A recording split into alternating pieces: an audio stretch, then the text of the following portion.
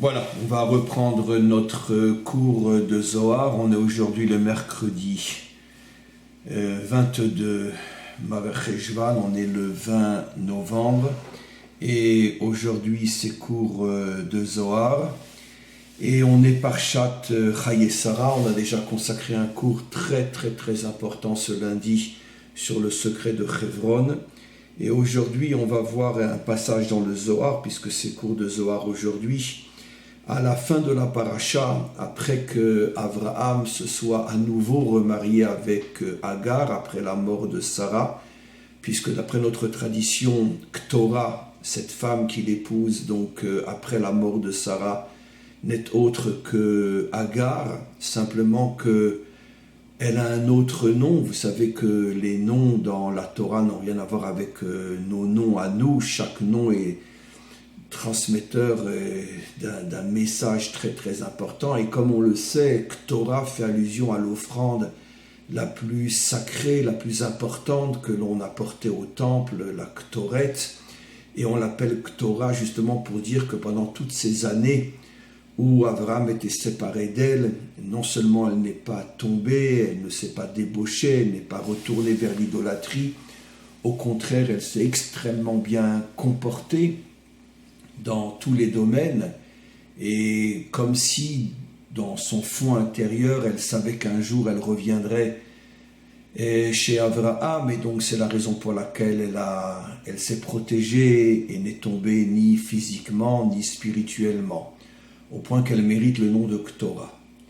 Et donc Abraham la reprend, il a avec elle des enfants qu'on appelle les Bnei Ktora, et après il sépare ses enfants qu'il a de Ktora, il les sépare de Yitzhak, et il est dit, comme on va le voir dans le verset, que tout ce qu'il avait, il le donna à Yitzhak. Et aux enfants de Ktora, il donna des matanot, mot à mot des cadeaux. On va voir bien sûr quel est le sens profond d'après le Zohar de cette séparation entre Yitzhak et les enfants de Ktora, et quel est le sens des matanot que Abraham donne aux enfants de Ktora, et qu'est-ce que signifie le fait que tout ce qu'il avait, il l'a donné à Yitzhak. Alors on va lire le Zohar. Vaïten Abraham, c'est à la fin de Parshat Chayei Sarah, pour ceux qui ont le Zohar Matok Midvash, c'est à la page Kuf Lamed Aleph 131. Vaïten Abraham et kol asher lo li Yitzhak. Donc comme je viens de le dire, le verset explique que tout ce qu'Abraham avait, il le donne à Yitzhak. Razad ememnuta ila. Le Zohar explique, et il va le prouver, que ce que Abraham a transmis à Yitzhak, c'est le secret de la Emouna. Alors évidemment, c'est un mot qui est très difficile à traduire. Le mot Emouna en français, la foi. Excusez-moi d'avoir dit un tel vilain gros mot. Parce que la foi n'a rien à voir avec la Emouna. La Emouna, parce que la foi, je crois en Dieu. Très bien, je crois en Dieu. Mais concrètement, dans la vie, tu vis comment? La Emouna n'a rien à voir avec la foi. La Emouna, comme je l'ai d'ailleurs expliqué dans le cours de lundi, comme je l'ai expliqué dans de nombreux cours, la Emouna se juge au niveau du comportement. Comment tu vis? Est-ce que tu vis avec Emouna, ou tu vis comme n'importe quel autre homme, même si tu prétends croire en Dieu? C'est au niveau du vécu que les choses se dévoilent. Et vivre avec Emouna, comme je l'expliquais dans le cours de lundi, c'est vivre au-dessus des tzimtzumim, des restrictions, des limites de la nature. Ça veut dire que tu te dépasses complètement, et tu te dépasses constamment. Tu n'es jamais prisonnier à l'intérieur de tes propres limites mentales, spirituelles, physiques. Tu es toujours en avance sur finalement ce qu'est ta propre nature, mais plus encore. La véritable Emouna, comme on va le voir, c'est être capable même de vivre d'une manière différente de sa propre nature. Comme on le sait, chacun d'entre nous hérite d'une certaine nature au départ, un certain caractère, un certain comportement, même bon, je ne parle pas du côté mauvais, je parle précisément que du bon côté. Certains naissent avec une nature généreuse, d'autres avec une nature plus sévère, d'autres avec une nature où ils sont constamment en recherche de l'authenticité, de la vérité, d'autres avec une forte volonté, d'autres avec une forte reconnaissance. Ce qu'on appelle les 6 grandes qualités fondamentales représentées par les 6 grands personnages, Abraham, Yitzhak, Jacob, etc., comme j'en ai souvent parlé.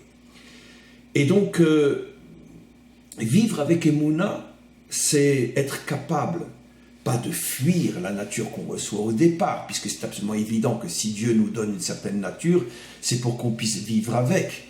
Mais par contre, ne pas s'enfermer dans cette nature, c'est-à-dire ne pas être que ce qui correspond à ma nature, être capable de faire parfois des choses qui sont à l'extrême opposé de ma propre nature. C'est ça la définition de la Emouna, comme on va le voir dans le Zohar. Regardons. Raza de Meimnuta ilaha, ce que Abraham transmet à Yitzhak, c'est le secret de la véritable Emouna. C'est-à-dire, Rotzelomar. Alors, on va voir ce qu'explique le Matok, le commentaire. Shenatan lo koach. של כל מדרגות האצילות שכלולות בגבורה כדי שישלוט במידתו כראוי. J'explique. Comme on le sait, Yitzhak représente la nature sévère, la nature du din, la nature de la restriction, la nature de la justice aussi, qui est aussi une expression de la sévérité, car quand tu juges quelqu'un, tu le condamnes, c'est loin d'être de la générosité, tu ne lui fais aucun cadeau si tu es un juge qui doit juger véritablement les choses et les faits tels qu'ils sont. Et donc, ça c'est Yitzhak, à l'extrême opposé de son père, qui lui est la bonté, la générosité, et tout sauf un juge. Au contraire, quand Dieu annonce à Abraham qu'il va juger Sodome et Gomorrhe, et que la punition est de détruire ces 2 villes, on voit comment Abraham réagit. C'est tout sauf un juge, car lui c'est la bonté. Et donc, le problème de chaque qualité, mais maintenant on parle de celle de Yitzhak, c'est que, comme je viens de le dire, si je ne suis qu'un homme dur, sévère, et qui est toujours à la recherche de la justice, parfois ce tempérament se trouve face à des situations où on ne peut pas se comporter de cette manière-là. Parce que des fois c'est nécessaire d'être tolérant, d'accepter, de céder, de faire des concessions, et des fois d'avoir pitié plutôt que de punir.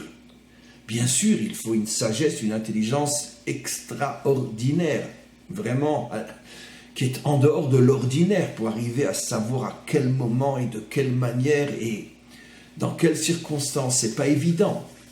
Mais quoi qu'il en soit, pour qu'une nature soit une nature liée à la Emouna, il faut être capable de sortir parfois de cette nature.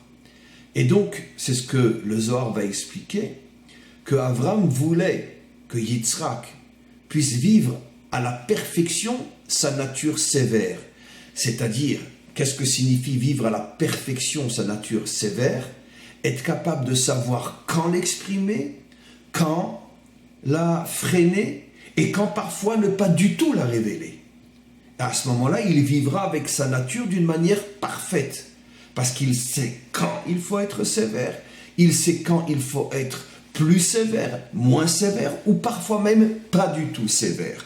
Il sait gérer sa nature. Alors c'est ce que le Zohar explique, que Abraham a voulu que son fils puisse, shegishlot bemidato keraouy, qu'il puisse donc gérer sa nature de din, de rigueur, d'une manière parfaite.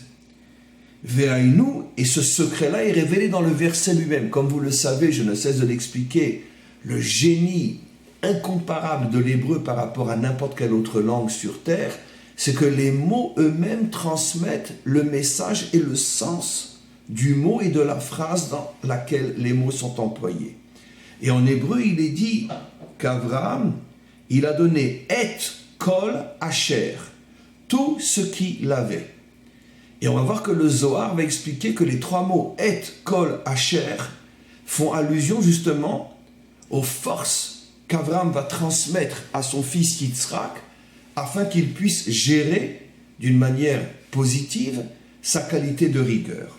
Alors on commence. Le mot et, comme on le sait, fait allusion à la sphira de la malchut, la royauté. Le mot et. Alors le mot et est un mot qui est très difficile à traduire, même en hébreu. Par exemple, le premier verset de la Torah.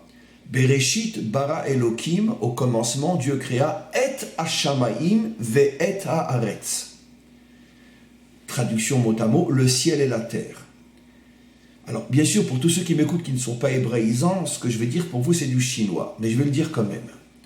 Le mot « et », apparemment dans ce verset, et dans pratiquement tous les versets de la Torah, est un mot qui est difficile à traduire, parce que le mot « et » ne veut pas dire « le ciel », parce que « le », c'est le « he » qui est avant « shamaim ». « Ha-shamaim ». « Ha-shamaim », c'est le ciel. Alors pourquoi est-il dit dans la phrase « het ha-shamaim » C'est comme s'il était dit deux fois « le ciel ». Le mot « le ciel » est déjà dit par la lettre « he » qui est avant le mot « shamaim » qui veut dire « ciel ». Donc pourquoi le « het » Effectivement, de nombreux maîtres se sont posé la question « que signifie le « het » C'est un mot très mystérieux dans la Torah, qui est utilisé même en hébreu moderne, mais que pratiquement personne n'est capable de traduire. Alors je ne vais pas expliquer les choses d'après le sens premier, je vais expliquer les choses d'après le sens profond.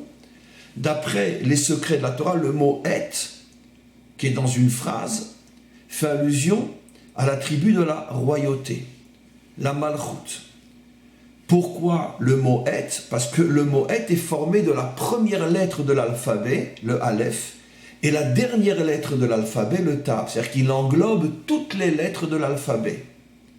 Et comme on le sait, parmi des milliards d'explications possibles, toutes les lettres de l'alphabet font allusion à tous les types et tous les tempéraments et tous les caractères différents qui se trouvent à l'intérieur du peuple juif. 22 lettres, 22 caractères fondamentaux. Vous me direz, mais il y a 12 tribus uniquement, donc ça devrait être 12 caractères différents. Mais en vérité, c'est 22. Pourquoi ? Parce que le Zohar explique qu'effectivement, il y a 12 tribus, mais chaque tribu possède elle-même les 10 sphirotes, donc tu rajoutes 10 à 12, ça fait 22, c'est le secret des 22 lettres de la Torah. Bon, je ne rentre pas plus dans les détails, mais quoi qu'il en soit, les 22 lettres de la Torah font allusion à tous les caractères possibles à l'intérieur du peuple juif, donc à l'intérieur de l'humanité tout entière, puisque comme nous le savons, le peuple juif est le microcosme de l'humanité tout entière. C'est exactement ce que nous voyons entre autres dans le verset qui dit que la famille de Jacob avait 70 personnes, qui est le microcosme des 70 nations. Donc en vérité, dans l'humanité tout entière, il y a 22 caractères différents qui correspondent aux 22 lettres de l'alphabet hébraïque. Quel est le rapport avec la royauté ? C'est parce que la qualité de la royauté, pas dans le sens bien sûr Louis XVI ou Henri IV, tel que je l'explique depuis des années, c'est-à-dire la royauté telle que la Torah le conçoit. La royauté, c'est justement la capacité de contenir toutes les facettes de l'humanité, même à l'intérieur d'un individu. Ça veut dire que tu ne t'enfermes dans aucune autre catégorie. Par exemple, je donne des cours sur le Likutei Moharam. Le Rabbi Nachman est l'un de mes maîtres essentiels, mais je ne suis pas Breslev. Je donne des cours sur le Tanya ou sur la Chassidut Chabad. Le Rabbi de Lubavitch est l'un de mes maîtres essentiels, mais je ne suis pas Chabad. Je donne des cours sur le Rav Kook. C'est un de mes maîtres essentiels, mais je n'appartiens pas à la tendance du Rav Kook. Etc., etc. J'étudie énormément le Talmud, mais je ne suis pas, selon la tendance bnébrakienne, le monde des yeshivot. Pas du tout. Et pourtant, j'étudie énormément le Talmud, etc., etc. Ça veut dire, je prends de toutes les lumières de la Torah, mais je ne m'enferme dans aucune d'entre elles. Ça, c'est la malchut. C'est la définition de la malchut. Tu contiens toutes les lettres de l'alphabet, tu cherches toutes les lumières et toutes les étincelles qui sont contenues à l'intérieur de ton peuple, mais tu ne t'enfermes dans aucune d'entre elles. Tu es un roi. Et un roi dirige l'ensemble de son peuple sans favoriser une partie de son peuple. Le contraire de tout ce que l'on voit aujourd'hui et tout ce que l'on a vu durant toute l'histoire, où les dirigeants ont toujours leurs fans, ont toujours leur catégorie. Je suis un dirigeant de droite, donc je vais privilégier la droite. Je suis un dirigeant de gauche, je vais privilégier la gauche, etc., etc., etc. Dans chaque domaine. C'est quoi un roi? C'est quelqu'un qui représente tous sans favoriser qui que ce soit. Parce qu'il est tous et tout le monde à la fois. Il contient en lui toutes les lumières. Maintenant, on comprend pourquoi la Malchout est représentée par le mot « et », première et dernière lettre de l'alphabet, pour bien nous faire comprendre que si tu es un roi, c'est absolument impossible que tu puisses dire « je suis Chabad, je suis Breslev, je suis un élève du Rav Kook, je suis un yeshiviste, je suis un homme de droite, je suis un homme de gauche ». Non, parce que dans ce cas-là, tu n'es plus un roi. Tu es tout simplement une catégorie. Tu es un morceau d'eux, mais tu n'es pas l'ensemble. La première chose qu'Abraham va transmettre à Yitzhak, nous dit le Zohar, j'en ai presque les larmes aux yeux tellement c'est fort, tellement c'est puissant quand on a le mérite de comprendre ce que le Zohar nous dit. Il lui transmet le « et ». Il lui dit « Regarde, c'est vrai, tu es né avec la qualité de la rigueur. Mais ne fais pas de la rigueur ton Dieu. Ne fais pas de la rigueur ton seul et unique chemin. Ne fais pas de la rigueur ta seule et unique vision du monde. Sache qu'il y a des milliers d'autres choses dans ce monde que tu n'as pas et vers lesquelles tu dois t'ouvrir. Sois un roi. Sois capable de contenir en toi toutes les facettes de ce monde. Car dans chaque aspect de ce monde, il y a une étincelle de vérité. Parfois, il est vrai, cette étincelle de vérité est à l'intérieur de la clipa, à l'intérieur des écorces impures qui voilent l'étincelle. Alors, sois capable de casser l'écorce et de te sortir l'étincelle. Sois un roi. C'est ça, un roi. Un roi, c'est quelqu'un qui est capable de voir le bien partout. Et bien sûr, dans la grande majorité des cas, le bien est enfermé à l'intérieur d'une épaisse couche d'impureté, de saleté et d'obscurité. Alors celui qui n'est pas un roi, il voit la saleté et il dit « Allez, dégage, tu n'es pas fait pour t'approcher de moi. » Mais le roi, lui, il ne se laisse pas impressionner par la forme extérieure. Il sait qu'à l'intérieur de la forme extérieure se cache un fond lumineux. Et il va chercher le fond lumineux. C'est le premier enseignement qu'Abraham transmet à son fils Yitzhak. On continue. Après le « et », c'est marqué « kol », puisque la traduction, il lui a donné tout ce qu'il avait. Kol, tout. Le kol, dit le Zohar, fait allusion à la sphira de Yesod, l'avant-dernière sphira avant la Malchout, qui est la qualité de Yosef, Malchout, comme on le sait, la qualité de David. Le Yesod, qui veut dire le fondement. Pourquoi le fondement, ou plutôt, en bon français, les fondations? Pourquoi les fondations s'appellent Kol, qui veut dire tout? Parce que les fondations tiennent toute la maison.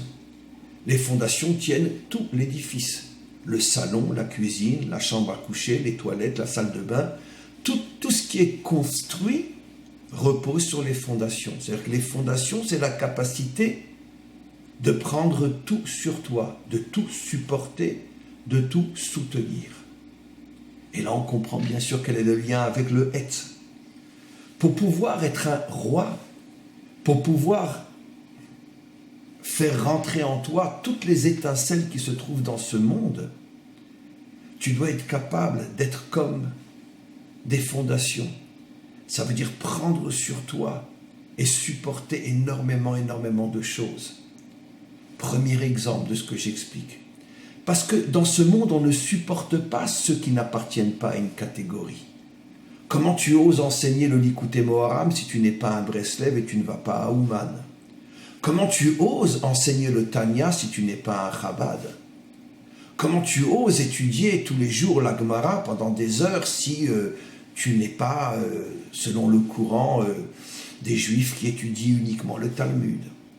Comment tu oses dire que le Rav Kook est ton maître si tu ne te définis pas comme un juif sioniste, national sioniste ou je ne sais pas quoi, etc. Comment tu oses?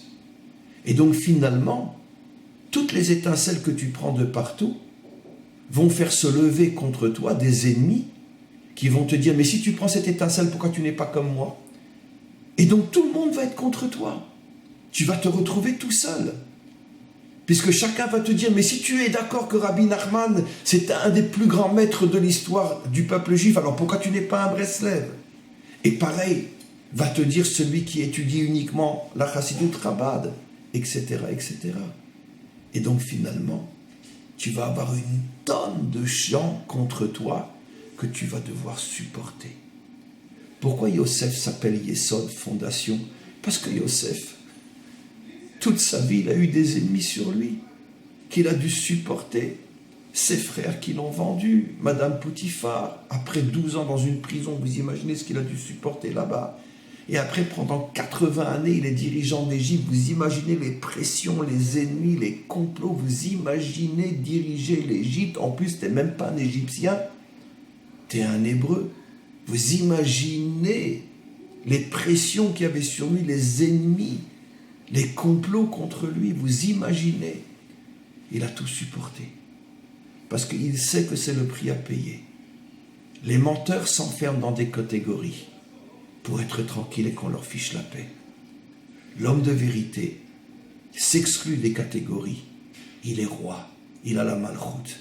Mais d'un autre côté, il doit subir énormément de critiques et de pression.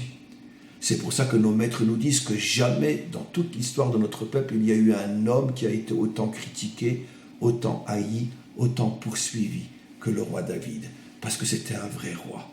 Il représentait tout le monde en refusant de s'enfermer dans aucune catégorie. C'est ça le roi David. Je dis toujours en plaisantant, mais je ressens tellement ce que je dis. On attend le Mashiach. Mais en vérité, mes amis, on ne l'attend pas. Je vais vous dire quelque chose, comme j'ai souvent dit, et je vous garantis que ce que je dis, c'est la parole d'Hachem. C'est prétentieux, mais je m'en fiche, je le dis. C'est lui qui a peur de se dévoiler. Parce qu'il sait ce qu'il attend. Parce que quand il va se dévoiler, il sera quoi le Mashiach? Ça sera un Lubavitch? Ça sera un Breslev? Ça sera un Ashkenaz? Ça sera un Sfarad? Ça sera un Rav Kook? Ça sera un Gaon Vilna? Ça sera un Ramchal? Ça sera un Baal Shem Tov? Ça sera un homme de droite? Ça sera un homme de gauche? Il sera quoi? Et comme le monde, ce ne sont que des catégories, et ne parlons pas des nations. Ça sera un Français, ça sera un Américain, ça sera un Russe, ça sera un Chinois. Ça sera quoi? Eh bien, il sera tout le monde sans être personne. Dans un premier temps, il aura le monde entier contre lui. Et la grande majorité des Juifs contre lui aussi. La grande majorité des Juifs seront contre le Mashiach quand il va se dévoiler. Bien évidemment. Parce qu'il refusera de s'associer à qui que ce soit et à quoi que ce soit. Je représente tout le monde, mais je ne suis avec personne. Et c'est pour ça qu'il n'arrive pas à se dévoiler. Parce qu'il sait qu'il doit se préparer à devenir comme des fondations, à être extrêmement solide, car tout le monde va essayer de l'écraser. Et c'est pour ça que c'est très très très dur pour lui de se dévoiler. C'est pratiquement impossible. Si Dieu ne l'aide pas, même Mashiach qu'il est, il n'aura pas la force de tenir tous les complots mondiaux qui vont s'abattre contre lui en commençant par son propre peuple. Dans un premier temps, bien sûr, jusqu'à ce qu'il arrive à transmettre sa sagesse au monde entier, tout le monde comprendra que c'est lui qui avait raison. Qu'il faut être tout sans être quoi que ce soit. Mais c'est pas évident. C'est pas évident. Voilà la deuxième chose qu'Abraham transmet à son fils, Kol. Sois comme une fondation qui accepte de supporter des pressions inimaginables, mais ne t'écroule jamais. Et enfin, la troisième chose qu'il transmet à son fils, c'est le mot Asher. Le mot Asher, dit le Zohar, fait allusion à la Bina, à cette première sphira du bas vers le haut qui est au-dessus de la nature. Comme on le sait, les 7 premières sont à l'intérieur du monde de la nature et la 8e est au-dessus du monde de la nature, la Bina. C'est la première des 3 d'en haut qui sont au-dessus de la nature. Pourquoi le mot Asher fait allusion à une force qui est au-dessus de la nature? Parce que le mot Asher en hébreu vient aussi du mot Osher qui veut dire le bonheur. C'est quoi le bonheur? C'est pas être riche, c'est pas avoir une belle maison, c'est pas se payer des vacances de rêve et de luxe dans des hôtels de je ne sais quoi. C'est pas ça. Tous ceux qui vivent comme ça savent très bien que ce sont les plus malheureux du monde. À nos âges, on le sait, on a suffisamment d'expérience pour le savoir. Moi-même, dans mon métier, si j'ose dire, j'ai rencontré tellement de gens qui se font passer pour des gens heureux, qui viennent se confier à moi et qui m'expliquent, mais malgré mes millions, Rav, si vous saviez comme je suis malheureux. D'ailleurs, je peux vous affirmer que j'ai jamais rencontré autant de gens malheureux que chez les gens riches. C'est les plus malheureux de la terre. Alors c'est quoi le vrai bonheur? Le vrai bonheur, c'est d'être au-dessus de la nature. Il y a des milliards d'explications possibles à ce que je vais expliquer. Je vais en choisir qu'une ou deux. D'abord, être au-dessus de la nature. Dans le sens que, exactement ce que je viens d'expliquer, il y a un lien dans chacune de mes explications. C'est-à-dire que si tu veux être un roi, comme je viens d'expliquer, tu vas être extrêmement critiqué. Mais comment tu vas faire pour tenir? C'est la troisième réponse. Sois au-dessus de ce monde. Ne te laisse pas impressionner par ce que les gens disent de toi, parce que tu ne vois rien, tu n'entends rien. C'est comme si ce monde n'existait pas pour toi. Je parle du monde des critiques, le monde des ennemis, le monde de la haine. De ce monde-là, je parle. Ni tu les vois, ni tu les entends, ni tu sais même qu'ils existent. Pour toi, ils sont transparents, ils n'existent pas. Tous tes ennemis n'existent pas. Tu es au-dessus de ce monde et tu atteins le vrai bonheur. Tu continues ton chemin, tu sais que tu es dans la vérité, tu continues à faire ce que tu dois faire. Tu n'entends personne, tu ne vois personne, tu ne connais personne. Je parle des ennemis uniquement, bien sûr. Et là, tu atteins le vrai bonheur. Pourquoi les gens riches, précisément, sont les gens les plus malheureux? Parce qu'ils ont des tas de concurrents, des tas de jaloux, des tas d'envieux. Ils sont constamment en danger. On essaye de les attaquer, de les faire tomber. Donc c'est pour ça que les gens riches sont les plus malheureux. Mais si tu es au-dessus de la nature, si tu atteins la sphira de la Bina, ça veut dire que tu arrives à te connecter à cette énergie qui fait que finalement tu te déconnectes de ce monde, de l'aspect dangereux de ce monde uniquement, je parle, pas du monde, Chas v'Shalom, qu'à Dieu ne plaise, mais de l'aspect dangereux de ce monde. Tu entends que quelqu'un a dit sur toi que, etc. Quoi? Mais oui, il a dit sur toi. Qu'est-ce que tu dis? Mais il a dit... J'entends pas, excusez-moi, j'entends pas.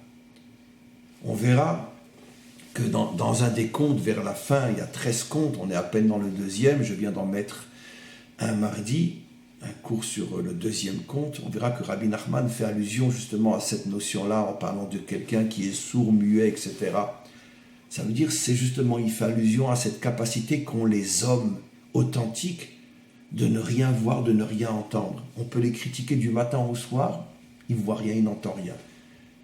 Ça veut dire que dans leur ressenti, ça ne leur fait rien, parce que la personne qui parle, elle n'existe pas pour moi. Elle est inexistante, elle n'existe pas.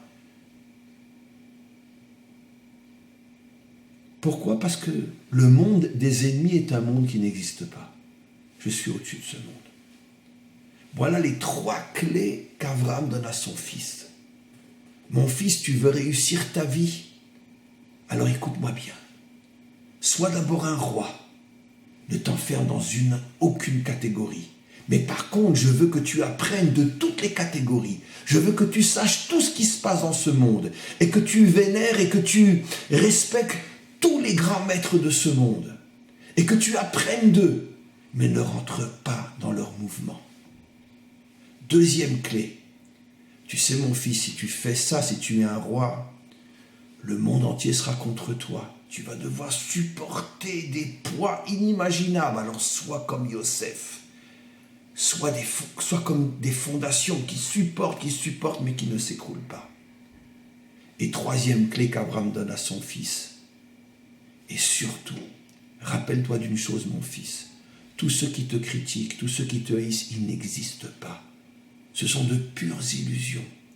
Bien sûr, le monde du mensonge les considère comme des gourous, comme des grands, etc. Ils sont tous en train de courir derrière eux. Parce que le monde du mensonge adore l'illusion. Mais toi, mon fils, je vais te révéler une clé. Sache que tous ceux qui te critiquent, ils n'existent pas. Ils ne sont que des illusions. Et donc, ni tu les vois, ni tu les entends.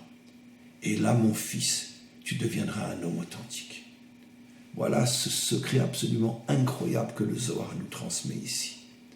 C'est quelque chose de fabuleux.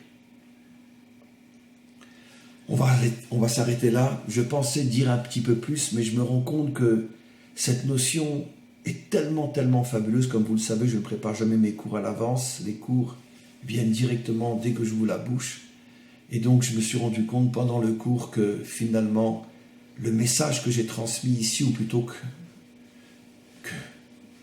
j'ai été utilisé pour le transmettre, et rien de plus, car moi je ne transmets rien, je suis qu'un canal à travers lequel l'enseignement passe, mais je n'ai aucun mérite là-dedans, c'est pas de moi. Je me rends compte que cet enseignement-là est suffisamment important pour ne pas en rajouter, donc on s'arrête là pour aujourd'hui. À tous et à toutes une très très très bonne journée.